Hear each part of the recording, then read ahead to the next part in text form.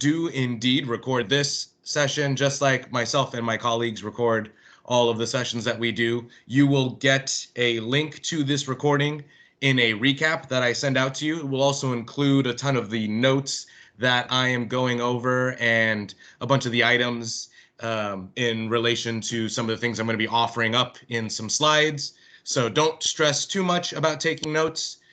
Go ahead and just enjoy the class. Feel free to take any questions that you have and note them into the chat, which again would be on either side of my head if you open up that window. Feel free to utilize that. I have only one request during the class, and that is everyone please remain muted until we hit the end of the session. My goal is to get everybody out here in just about under a half hour. There's going to be a short lecture portion for this session, and then the rest of it is actually going to be an example of a video I put together for this class to kind of show some of the stuff I'm talking about rather than just telling it all to you. So please remain muted through the entirety of the session. If you do want to unmute yourself and ask any questions, there will be a spot at the end where I will open up the floor for anything like that. Outside of that, I am going to go ahead and get started. I started the recording, and yeah, we're good to go. So again, thank you all for coming. You should be looking at a slide that reminds you all that we are talking about open houses and tours. Quick little handy notes here, just in kind of a function, from a function standpoint, the way in which our consumers engage with the materials that we are using to advertise both listings and you as a brand and business are going to shift more into that online space over the course of the next few months, especially because as we've seen through this shelter in place and through COVID-19, everyone's kind of been trapped in their houses. Online usage, especially amongst platforms like YouTube, Instagram, and Facebook, have all skyrocketed. So we really want to make sure you're leveraging these things in key points as a part of a larger strategy that you are employing for your marketing as a part of your business plan. So if this is all kind of new to you, this is definitely something you want to reach out to your FMS about. You can always feel free to ask me questions as well, but your local FMS or your SSAs and your manager are going to be key assets in getting you started and thinking about all of this kind of stuff if it's new to you. But if not, what we want to think about here is how a virtual open house or a tour allows you to reach more buyers, or should allow buyers from that standpoint to see more properties in more places by ways of various platforms that show off tours, and again, show off you as an agent in regards to what your brand is like to operate with. And these can be leveraged across several platforms, again, thinking about where those potential consumers will be, whether it's, your website, which is that central hub for everything, or one of the other arms like Instagram, YouTube, Facebook, or if you're leveraging a live version, which I talk about a little bit in the video, you can use things like Facebook or Instagram Live as well. It allows agents to reach potential buyers while saving consumers time that would normally be spent repeating in-person tours. And from a financial standpoint, it helps save budget for the kind of expenses that you would have for those in-person tours as well. You can then reallocate that budget to other marketing concerns or promotion for the tour or live program that you filmed and are now repurposing. According to Google, majority of people that want according to Google, a majority of consumers want virtual tours today. 67% of participants surveyed over the last 2 years in our sector of business, both commercial and residential, consumers, 67% of those surveyed consumers say they want virtual tours when looking at a listing, and that number is only going up. So this is a perfect self-marketing opportunity for an agent. It's a way to introduce themselves to potential buyers and sellers and grow your own brand, like I've said.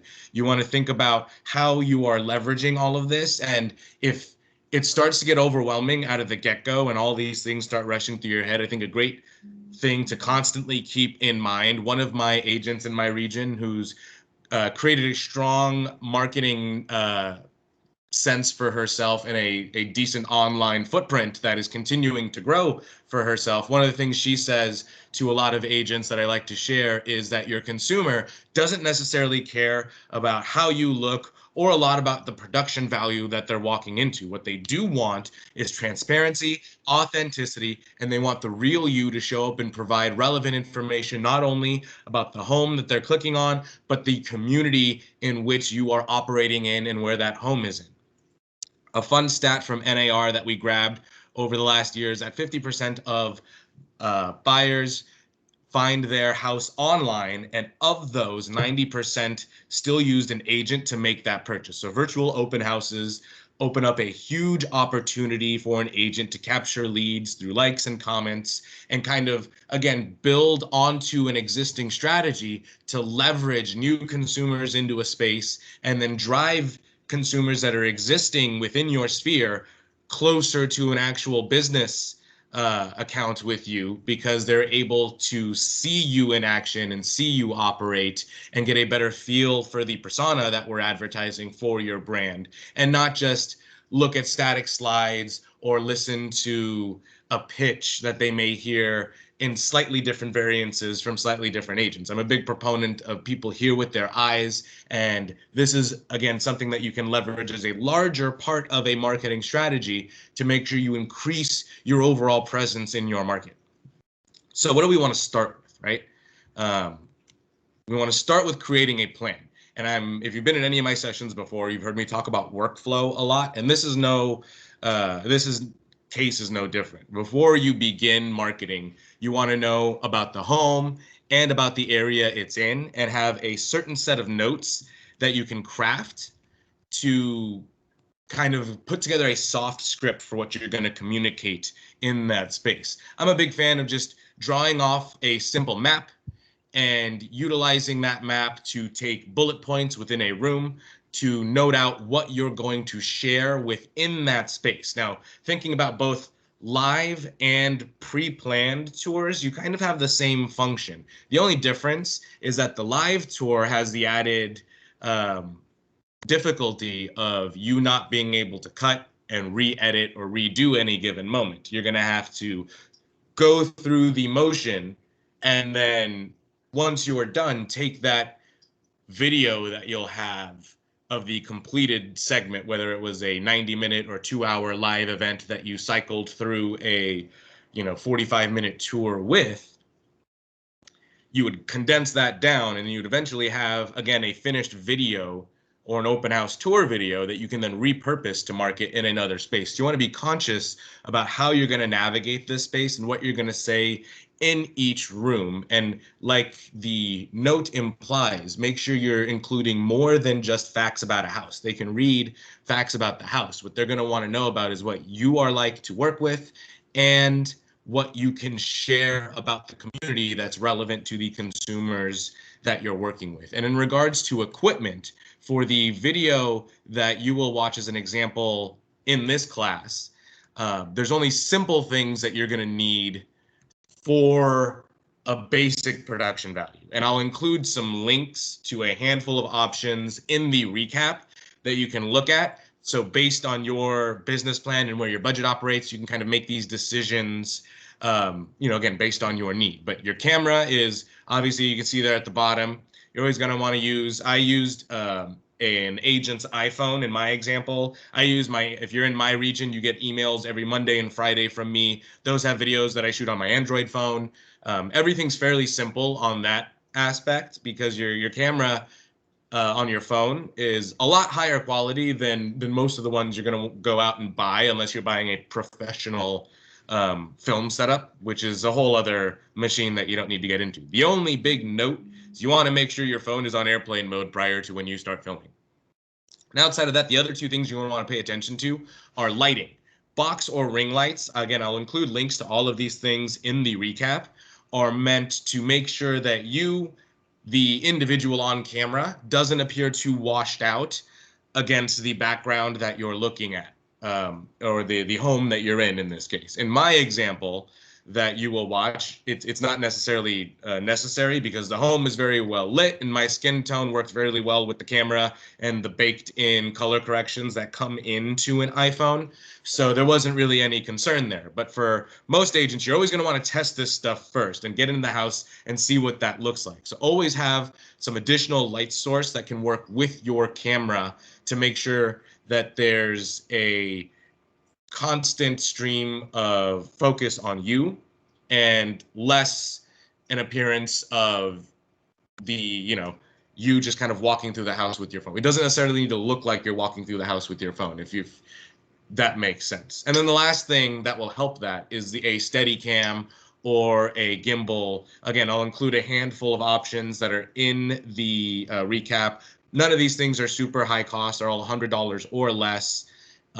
And the Steadicam, much like it sounds like, is something that will just keep the camera from bouncing up and down. If you guys watch a lot of movies, you'll notice that a handheld camera is used in situations to make things feel a little unsettling, and you don't want anything to feel unsettling about the business we're trying to advertise. So those are the only kind of things you need equipment-wise. And again, plan-wise, you just need to know what you're going to say about the home, about the community, and how you're going to walk through the house in a way that flows comfortably, especially if you're going to be doing this live. And then the big thing is marketing the tour. You're going to market this just like you would any traditional open house. You've got your CRM that you'll initially blast. So let's say we're going live on Facebook or going to be premiering a tour on YouTube this Friday.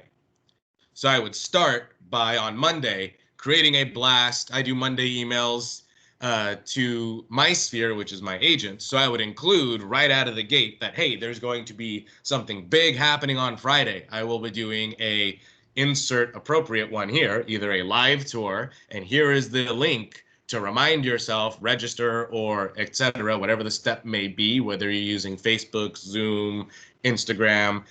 Main point is you want to put that link in there. Same thing if you're doing a YouTube premiere. You can set a reminder. Here is the link to the video. It will go live Friday at 6:30 p.m.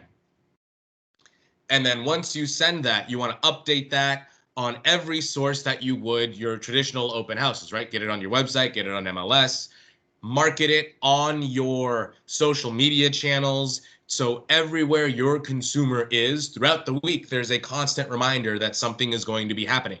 And then know what you're doing with that video afterwards. Like I said, whether you're doing a live event or you're shooting something that will be premiering on a specific date, it has legs that can get from one channel to the next over the course of 3 to 4 weeks. So you want to make sure you're building in those call to actions into your soft script and make that tour something that you can repurpose over and over again. So when you think about a call to action, right, you always want to remind people to find more information about, let's say, in my example, the home is in Salinas. So I've got a community page on my website about the city of Salinas.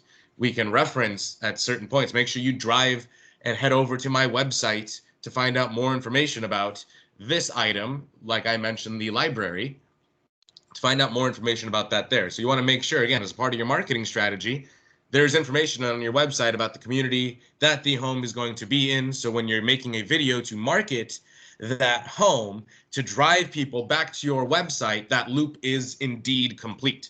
If you've got more questions about this and how that strategy works in broader connection to something like listing concierge, how you're leveraging all of that stuff to work for your brand and business, make sure you set up time with your FMS to work on that kind of stuff. This is something that isn't just thrown together on the cuff, and I hope that I haven't given that expectation. This is something that definitely needs to be planned out and part of your strategy, just like listing concierge assets are planned out and used as a part of a strategy.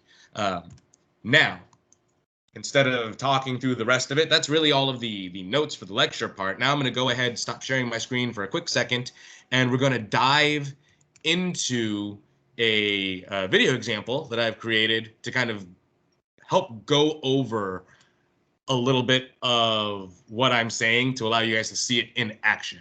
So give me one moment here while I get that queued up.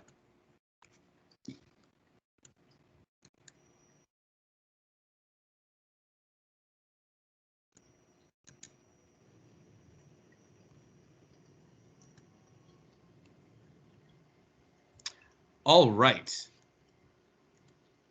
And, again, when you're thinking about what these tours look like, how does everything I just said come into play? It's kind of something like this.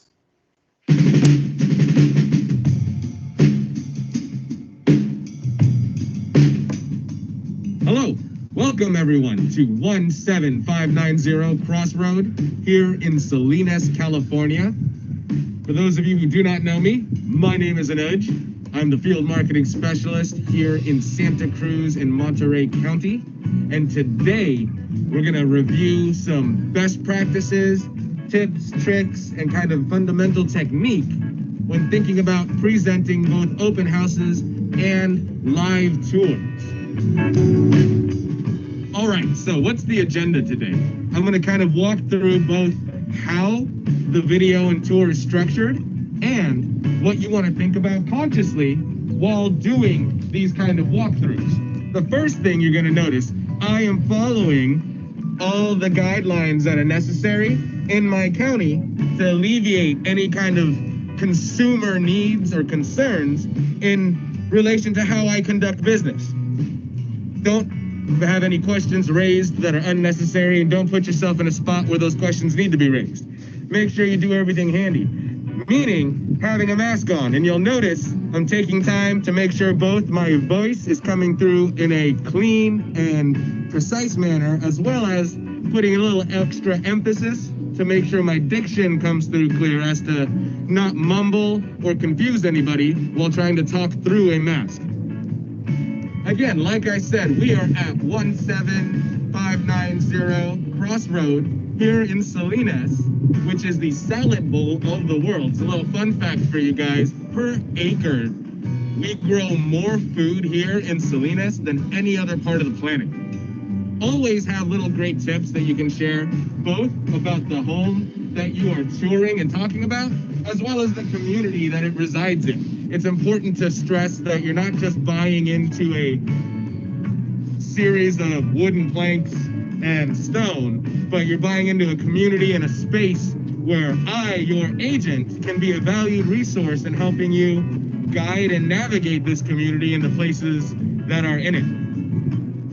Here we have the home. I'm going to highlight some of the basic details before we walk in. It's got 4 bedrooms, 2.5 bathrooms, 2.5 acres, a barn, a wonderful fire pit area kind of place in the back. It's got great fresh air, a beautiful breeze. You can probably see hitting my shirt as I am talking.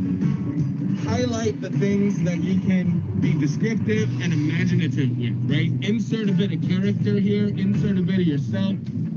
Talk about things that you can imagine doing. I'd love to have a horse out here, grow my own food, be able to grow tomatoes, zucchinis, peppers, all the good stuff. And let's go ahead and walk in and talk about what this place looks like as a home.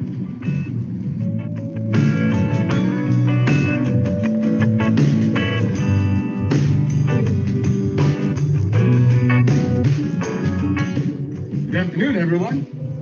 Welcome back from our commercial break. If you forgot, this is Anuj. We're talking about 17590 Crossroad here in Salinas. Make sure you Google that, find the address on coldwellbankerhomes.com. Plug yourself, plug the brand. I'm going to take a quick moment to pause. Obviously, I talked earlier about the importance of making sure you alleviate any kind of subconscious concerns regarding our pandemic from your consumer's mind by following all the rules based on your county's guidelines for how to deal with this pandemic. But I digress. What you want to also use this opportunity to do to brand. I work for Coldwell Banker.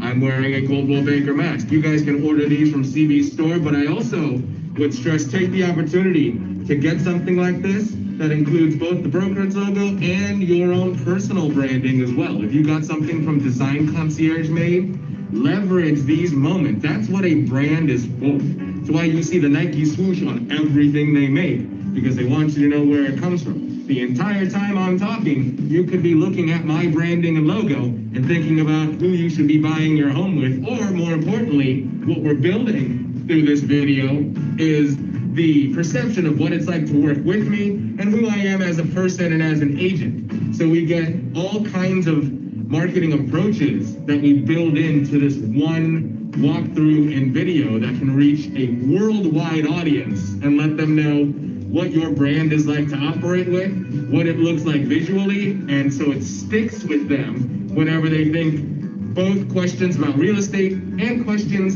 about the community you just were operating and walking in. This is the beautiful living room. You can see we've got, if any of you guys watch the Food Network, I'm a big fan of Alton Brown's Good Eats. So it's cooking awesome stuff on a weird thing like this. You can have one of these in your house if you were to so choose and find a location just like this. You know, again, insert some of yourself, insert some of your character, walk through the home and have fun with it. Now, the difference between a live walkthrough and a recording is like what you just saw. I was able to cut something that went poorly, like my booty falling off, and jump now into my next point without missing a beat. There's no muss, no fuss, and this recording is obviously tailored to focus on both marketing the property and marketing myself primarily as an agent to anybody that is watching. Live is where you really stress the team aspect of this. I obviously am not operating the camera myself. I have a camera person with me that is also following social distance guidelines, wearing the boobies, wearing the mask. But if I were live on, let's say, YouTube Live or Facebook Live or Instagram, whatever the platform you are using, I have the additional person here. We will have a laptop set up. Let's say for this example, I'm using Facebook Live. As questions, comments, things like that come into the space, I have someone that's able to vet and check those and bring them up for me. That way I don't have to worry about any awkward pauses or slip-ups as I'm walking through the home. Because the beauty of a live is like what I can do here. If we get questions, hey, someone wants to know specifically what's going on in this space. Well, we've got 2 bedrooms. You've got your master suite. We're gonna get a bit of echo as we move into this part of the house. So I'm gonna try and adjust my voice accordingly. You'll hear my watch go off. It's a good note to remember you mute all of your devices when doing these kind of tours and walkthroughs. As we move into each specific room, you're gonna wanna make sure your camera bed always pushes back off of you, and you step back out of the frame, continue to push back, so we can get an idea of scale in whichever room you are in. I am just about 5'10", 5'11", and you can see what I am like to move around in this space and how my height fits every room that I walk in. It just kind of helps with the dynamic, plus it gives your viewer a good idea of exactly what space they are looking at. And if, let's say, going back to my discussion about live, we get someone that asks, hey, what was that door you passed in the hallway? I can say this door that I passed, just because the question wasn't super specific. This door is a closet, and this door is a half bathroom. It is one of the bathrooms included in the 2.5 I mentioned earlier. Right there. Got another bedroom there. And again, the big difference is if I were live, I couldn't just go off the cuff like I am in this example for the class, because I don't have the ability or the, I should say the comfort of being able to jump back at it and reshoot something. You want to have a series of bullet points tailored out for what you're going to highlight for the house. And I always stress, if you're talking 4 bullet points about the region of the house you're in, 1 about the community that the home is in. So, we just talked about the living room, talked about a couple of the bathrooms. Did you also know that Salinas was the home of former Nobel laureate John Steinbeck. And the Steinbeck Library is one of the coolest assets available to residents of this town. Big fan of libraries. Y'all should grab a book and enjoy it in this lovely kitchen that has been recently remodeled and has an induction stove. Not a huge fan of induction stoves because you don't get the fire, but you get a lovely stove oven, you got a dishwasher. Again, highlight things, insert yourself, and most importantly, in regards to a video, if you're shooting this after the fact, this is where I would take time to cut from the talking head portion and go to what we would call coverage shots. I would, as you can tell in the edit that you're watching, you're listening to my voice talk over several shots of the kitchen we're in, as well as the bonus room that we're walking into. That includes a sink. It's got an awesome half carpet, half fake tile kind of floor going on. It reminds me of what my ideal man cave would look like. Put a big old TV on this brick wall because you know it wouldn't go anywhere. Get some really nice chairs right here, or you can just hang a projector from the ceiling. Got great supports with this giant beam running through. I mean, it's a fun spot, right? It's a fun space. And more importantly, right, in a video wherein you are cutting stuff together, I can either keep the audio I'm recording live and use it as a map over for while I walk through the space, or you can always dub audio after the fact.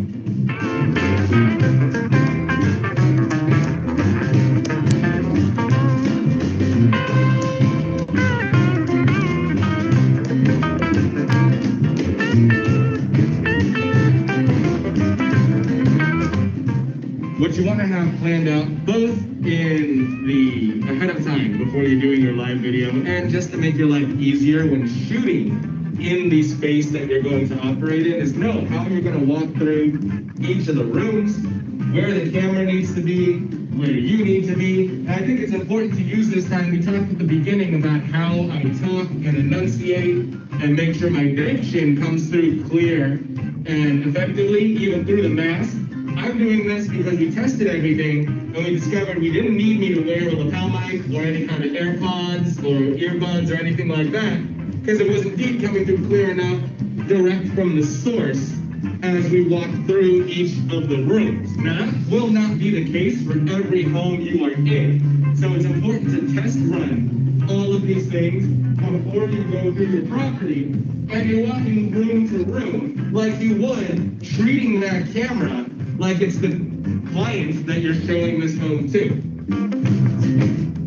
You've got all these pretty views right outside. Oh.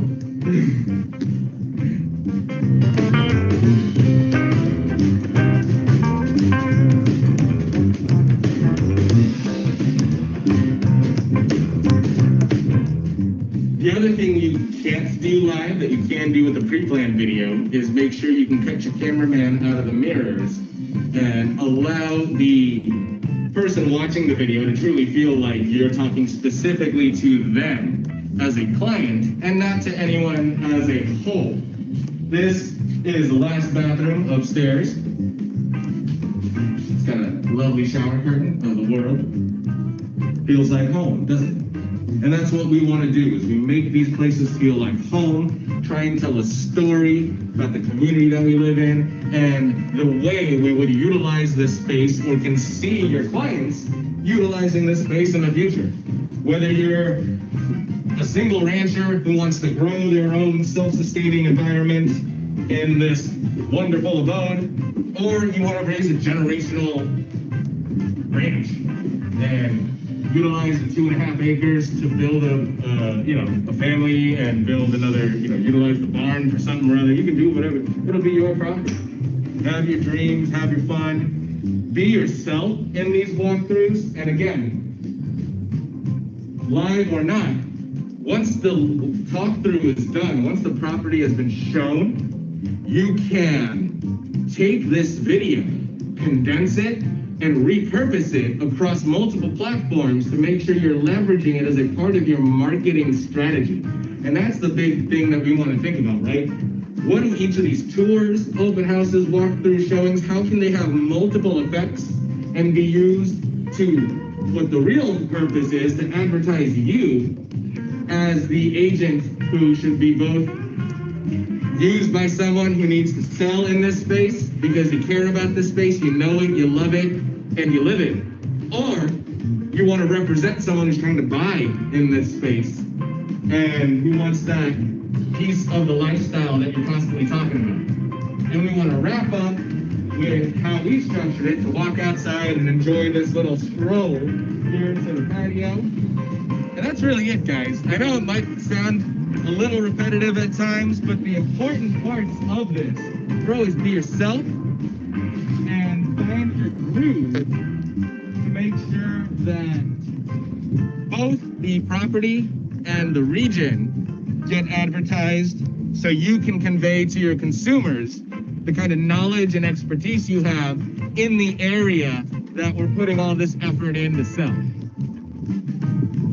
I've taken us on a lovely walk here into your backyard area.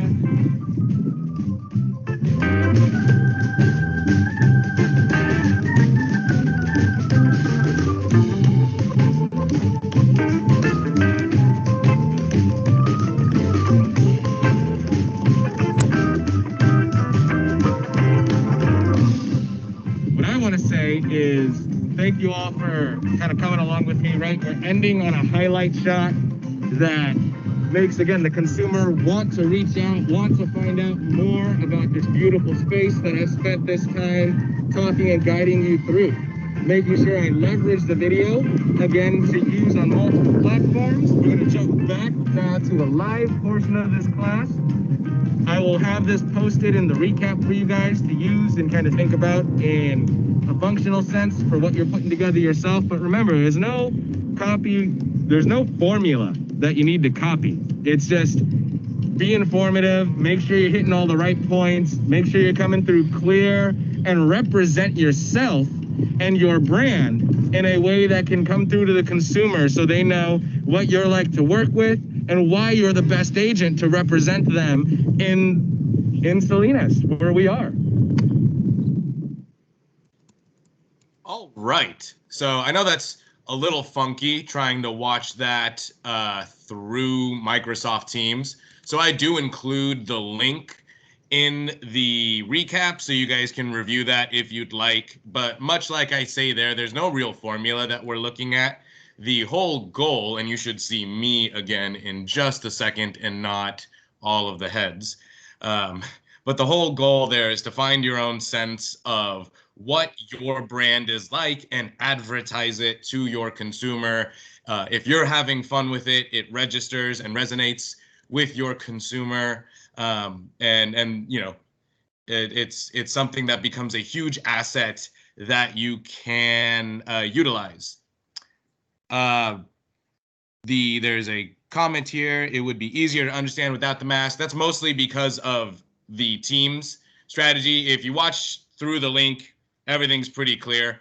Again, the whole reason for the mask being there is it alleviates from a consumer standpoint any kind of subconscious thought about how your business operates during a pandemic. You don't want to raise any questions that are unnecessary in regards to how you operate and keep the focus on what your brand can offer to your consumer. And with that, are there any other, I don't see anything else in the chat. So are there any other questions that I can answer for anybody? Please feel free to unmute yourself or type it into the chat box. Either or is totally okay. And again, I will include bunch of examples for some of the stuff I talked about on those slides in regards to steady cams or lights. So you guys have a few different options to look at.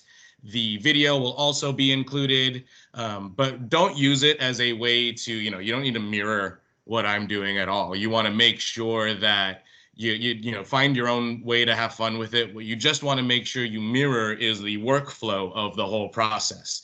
From start to finish, it has to be something that's planned and executed with multiple uses in mind. So you understand what the tour is going to do for you on an advertising level, and whether it's generating awareness for your brand or trying to generate leads or doing both. And then you can start to measure that return.